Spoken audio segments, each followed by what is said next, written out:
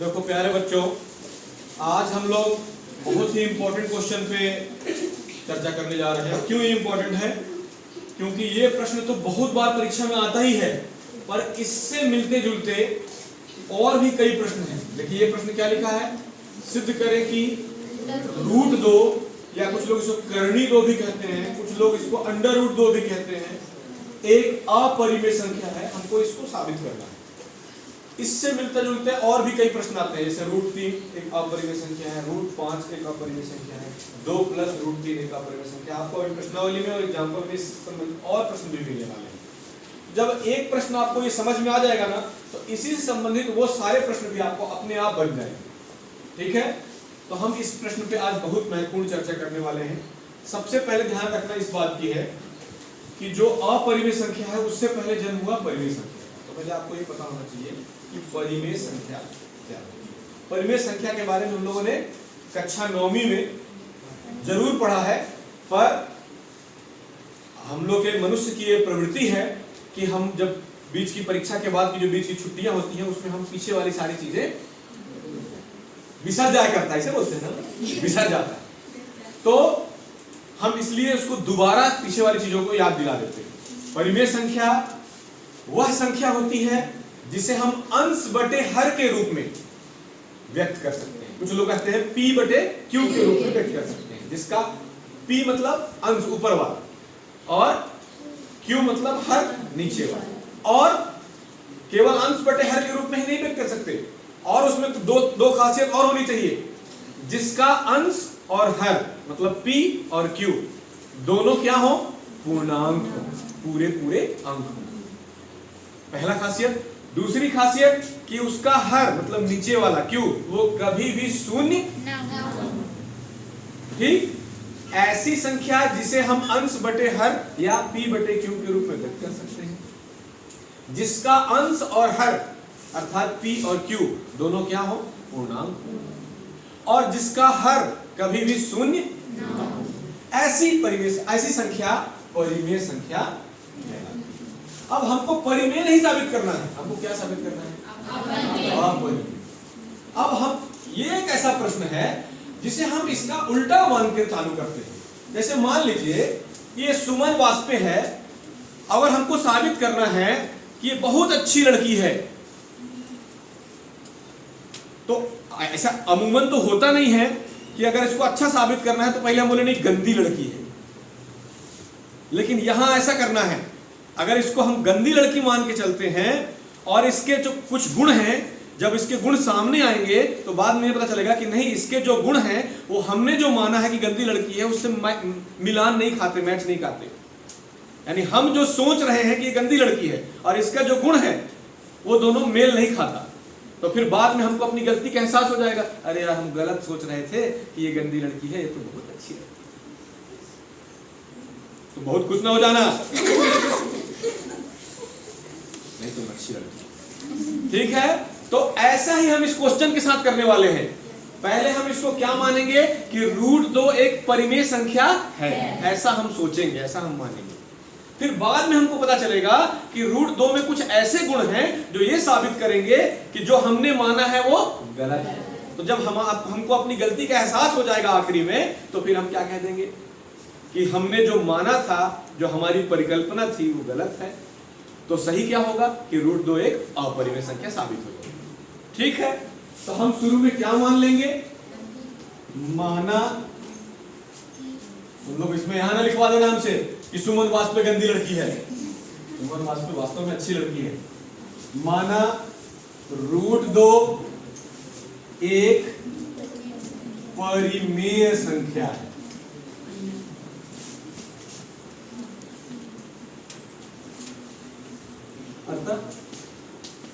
अभी मैंने बताया कि परिमेय संख्या को हम p बटे q या अंश बटे हर के रूप में लिख सकते हैं या व्यक्त कर सकते हैं।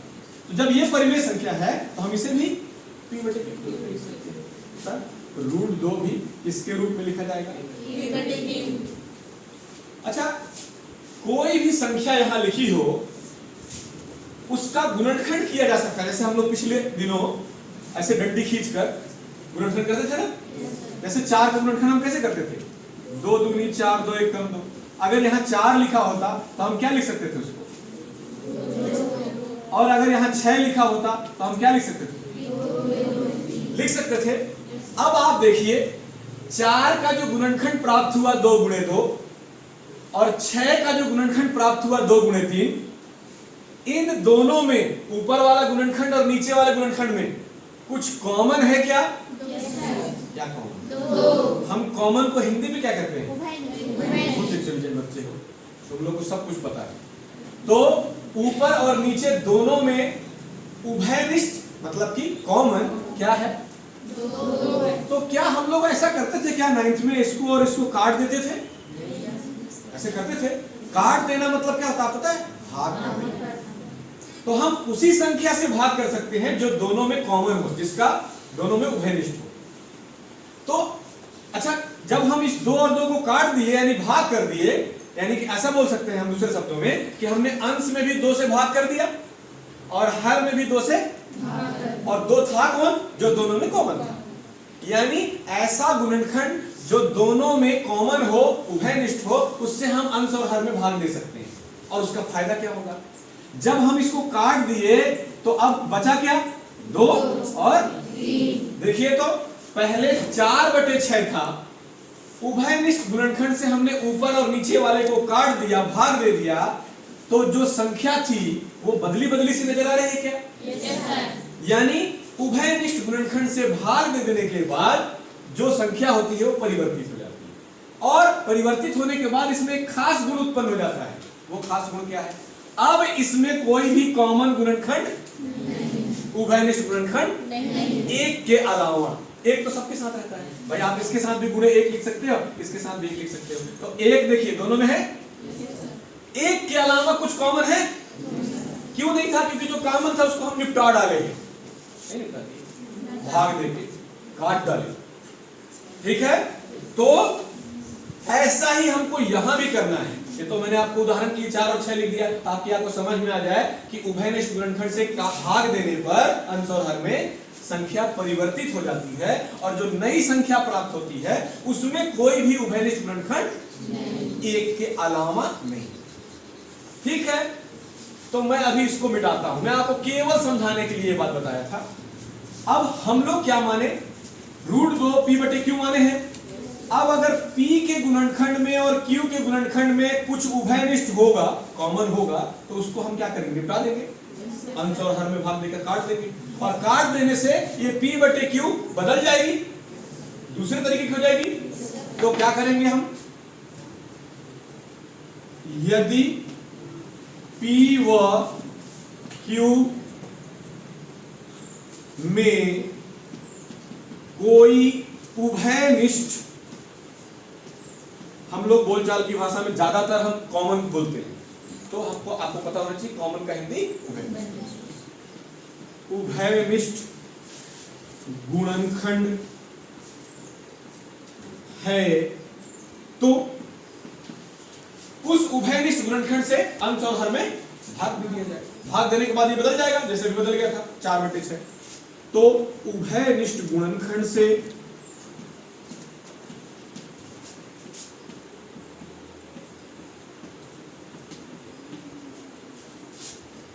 अंश व हर में, या आप ऐसा भी लिख सकते हैं p और q, अंश व हर में भाग करने।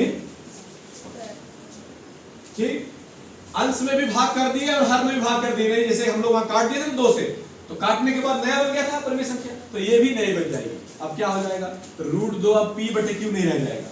अब मान लीजिए क्या हो जाएगा? a/b। पर ये a और b जो प्राप्त हुआ है, इनकी खासियत क्या है? इन दोनों में कुछ भी उभयनिष्ठ गुणनखंड नहीं, 1 के अलावा। ध्यान रखना। तो a व b में 1 के अतिरिक्त आप अगर 1 के अलावा लिख दोगे तब भी कोई पाप न होगा। आप कुछ ऐसे शब्द जो आप अपने बोलचाल में यूज करते हैं भी लिख सकते हैं। अतिरिक्त अगर कठिन शब्द लगता है आपको, किताबी भाषा लगता है, तो आप बहुत परेशान ना होना, 1 के अलावा भी लिख सकते हैं। एक के अतिरिक्त कोई उभयनिष्ठ, बोले तो कॉमन गुणनखंड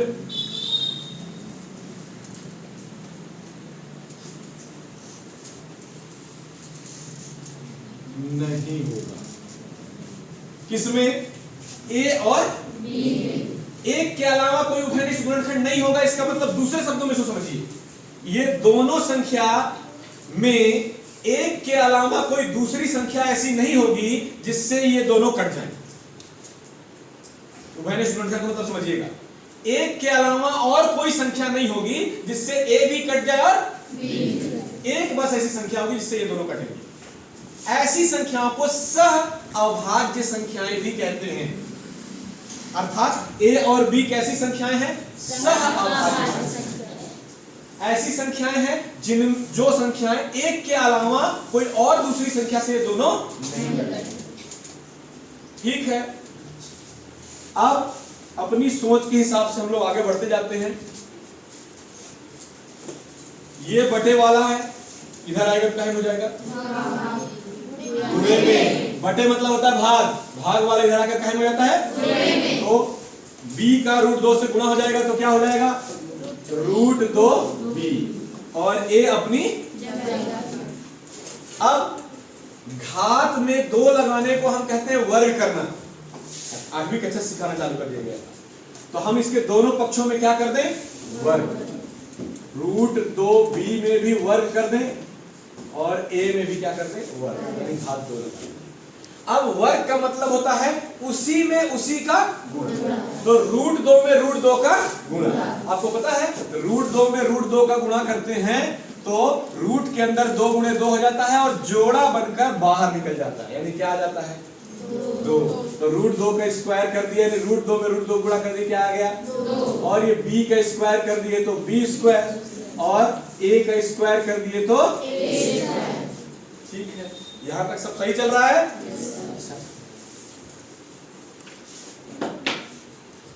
दो गुणे में है, उधर जाएगा तो b स्क्वायर यही रहने दो, a स्क्वायर अपनी जगह पे, 2 गुणे वाला इधर आया तो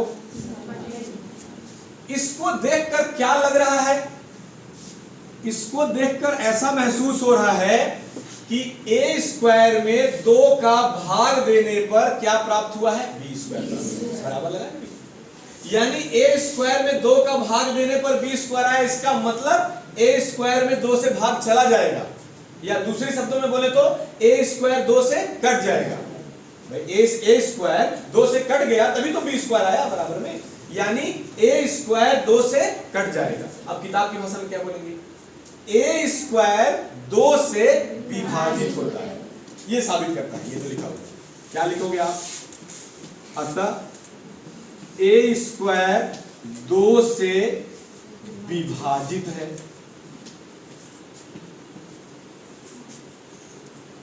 क्या साबित हुआ? a स्क्वायर 2 से विभाजित है। अच्छा, किसी संख्या का जब वर्ग 2 से कट जाता है तो वो संख्या भी 2 से कट जाती है। जैसे 4 का वर्ग, 4 का वर्ग मतलब 4 के घाते 2, 4 चौका 16, 16 2 से कट जाता है, तो क्या 4 भी 2 से कट जाता है? इसका मतलब अगर कोई संख्या का वर्ग 2 से कटता है तो वो संख्या भी 2 से, तो a स्क्वायर 2 से कट जाता है तो a भी क्या होगा? 2 से। तो क्या लिखेंगे आप? तो a भी 2 से विभाजित होगा। ठीक, यहां तक सब सही चल रहा है? a भी 2 से, जैसे a स्क्वायर 2 से विभाजित हुआ तो बराबर में कुछ आया, तो उसी तरह से a भी 2 से विभाजित होगा तो बराबर में कुछ आएगा। कटेगा तो कुछ तो आएगा रिजल्ट ना। विभाजित होना मतलब भाग देना, तो a का 2 से भाग दोगे तो कुछ भागफल आएगा। तो मान लीजिए हमारे पास तो पता नहीं है क्या आएगा, क्योंकि a का तो मान ही नहीं पता हमको, तो हम क्या मान लें कि a में 2 से विभाजित होगा तो क्या आएगा? थोड़ा देर के लिए c आएगा। क्या मान लिए? a में 2 से, यहां हमने लिखा कि a 2 से कट जाएगा, तो a 2 से कटेगा तो क्या आएगा? c। ऐसा मान लिया। अब a बराबर बटे वाला 2 कहां जाएगा? बटे वाला 2 कहां जाएगा? तो 2 गुणे में जाएगा तो क्या बन गया? 2c। अब ये यहां पर समीकरण 1 डाल के रखिएगा, a का जो मान है इसको उठाकर कहां रख देंगे, यहां पर, समीकरण a का मान कहां रख दें, a का मान कहां रख दें, समीकरण 1 में रखे। टू बी स्क्वायर अपनी जगह पे, a का मान हमने क्या निकाला है, a का मान हम कहां रख रहे हैं, यहां, और स्क्वायर अपनी स्क्वायर के साथ कोई छेड़छाड़ नहीं, ठीक है। 2b स्क्वायर अपनी जगह पे, ये पूरे का स्क्वायर है मतलब उसी में उसी का गुणा, तो 2 का स्क्वायर मतलब 2 गुणे कितना हो गया, और ये c का, ये 2 गुणे में है, उधर जाएगा तो b स्क्वायर, अरे ये 4 गुणे में है, इधर आएगा तो, और c स्क्वायर अपनी 2 एक कम 2 दूनी 4, क्या मिला, ऊपर b स्क्वायर और नीचे 2 और बराबर। अब यहां ध्यान से देखिए, जैसे यहां आप ध्यान से देख रहे थे, a स्क्वायर में 2 का भाग गया है तब तो ये आया था, ठीक उसी तरह से b स्क्वायर में भी 2 का भाग गया है तब तो ये आया है। यानी ये लाइन क्या साबित करती है कि b स्क्वायर 2 से कट जाता है, या किताब की भाषा में b स्क्वायर 2 से विभाजित होता है, तब ना c स्क्वायर आया है। तो क्या लिखेंगे आप, अर्थात b स्क्वायर 2 से विभाजित है। अच्छा, अभी हमने क्या बताया, कोई संख्या का वर्ग 2 से कटता है तो वो संख्या भी 2 से, तो b स्क्वायर 2 से कट रहा है तो b भी क्या होगी, 2 से, क्या लिखोगे, अतः b भी 2 से विभाजित होगी। ठीक, देखते रहिए हम लोग की बात कैसे गलत साबित होगी जो हमने शुरू में माना है। देखिए कैसे, अभी आपने क्या पाया यहाँ पे, a भी 2 से विभाजित होगी मतलब a 2 से कटेगी। यहां क्या मिला, b भी 2 से विभाजित होगी मतलब b भी 2 से कटेगी। और अभी आप यहां क्या बोल रहे थे, a और b में एक के अतिरिक्त कोई उभयनिष्ठ गुणनखंड नहीं है। यहां बोल रहे थे कि a और b एक के अलावा और किसी से नहीं कटेगी, बोले थे। और वहां कह रहा है कि a 2 से भी कटेगी, अब b भी 2 से कटेगी। और यहां कह रहे थे कि a और b दोनों एक के अलावा किसी से नहीं कटेगी, तो एक के अलावा जब किसी से नहीं कटेगी तो वहां कह रहा है 2 से कटेगी, तो या तो ये जो आया है वो गलत है या तो जो हम माने हैं वो गलत है। तो जो ये आया है ये तो हल करके आया है, तो वो सही होगा जो हल करके आया है, और जो माने हैं अपने से मन में जो सोचे हैं वो तो गलत हो सकता है।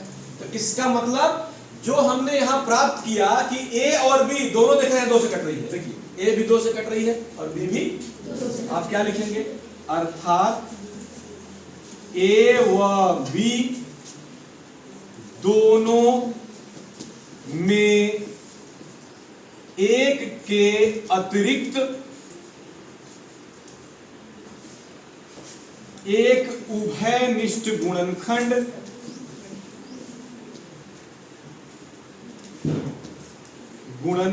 कौन है, 2 है। और जो हमने पहले साबित किया हुआ है कि एक के अलावा कोई गुणनखंड नहीं हो सकता इसमें उभयनिष्ठ, और यहां निकल रहा है कि उभयनिष्ठ गुणनखंड है। इसका मतलब जो हमने माना है उसका उल्टा आ गया क्या, इसका मतलब हमने जो माना है वो हमारी परिकल्पना क्या है, गलत है, या जो प्राप्त हुआ हमारी परिकल्पना के विपरीत प्राप्त हुआ, उल्टा प्राप्त हुआ। तो अब हम अपनी गलती सुधारेंगे। तो हमने क्या गलत माना था कि √2 एक परिमेय, तो अपनी गलती सुधारेंगे तो क्या हो जाएगी, परिमेय संख्या नहीं होगी, नहीं होगी मतलब अपरिमेय संख्या। तो क्या लिखेंगे, जो कि हमारी परिकल्पना मतलब जो हमने शुरू में माना था के विपरीत है। तो जब हमारी परिकल्पना के विपरीत है इसका मतलब हम अपनी परिकल्पना सही कर लें। तो क्या सही करेंगे, परिमेय मान लिए थे, अब क्या मान लें, क्या हो जाएगा। अतः स्पष्ट है कि √2 एक कौन सी संख्या है, अपरिमेय संख्या। ठीक है, प्रश्न थोड़ी जरूर बड़ा है। इस प्रश्न को अगर अभी आपको जब कॉपी में लिख लेंगे, घर में एक बार जाके उसको समझेंगे, नहीं समझ में आने की स्थिति में कल दोबारा इसको बताया जा सकता है, मैं फिर से बता दूंगा। पर इसको अगर अच्छे से आप समझ लिए तो √3 भी बन जाएगा, √5 भी बन जाएगा, फिर इनका जो जोड़ और घटाव वाला होता है 2 + √3, 2 - √5 ऐसे वाले वो भी बन जाएंगे। तो इसको बड़ा ध्यान से समझने की जरूरत होगी कि √2 या √3 या √5 एक अपरिमेय संख्या कैसे है। ठीक है,